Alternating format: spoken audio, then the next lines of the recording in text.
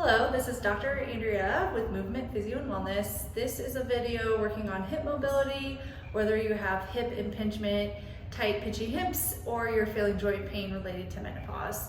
The first stretch is called adductor rocking. We're going to be on your hands and knees and one leg out to the side here.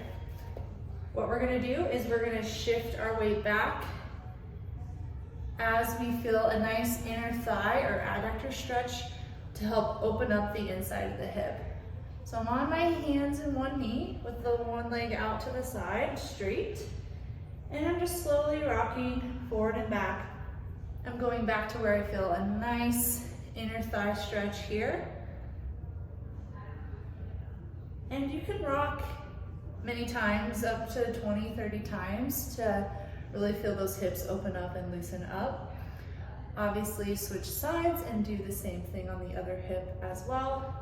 So we'll go ahead, straighten out the leg, angle my body here a little bit differently as I'm rocking forward and back. Feeling my tummy relax here too, and just feel a nice stretch on my inner thighs. Good. So that's called adductor rocking. The next stretch is called hip 90-90.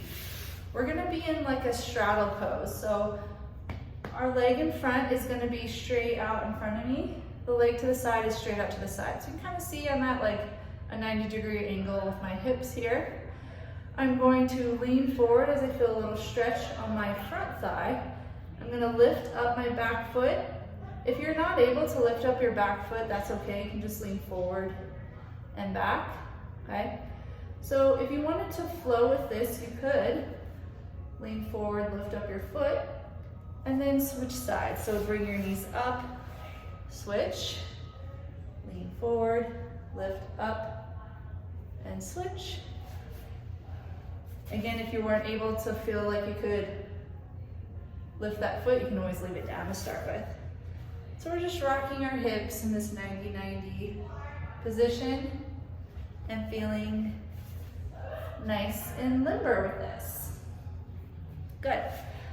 The last thing I like to do, I like to use a yoga block and do a posterior hip capsule stretch. So what does that mean?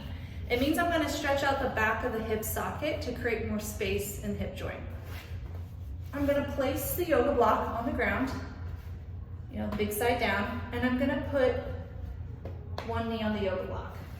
Okay. I'm on my hands in that one knee, so I'm shifting all the weight. I'm going to turn so you can see this.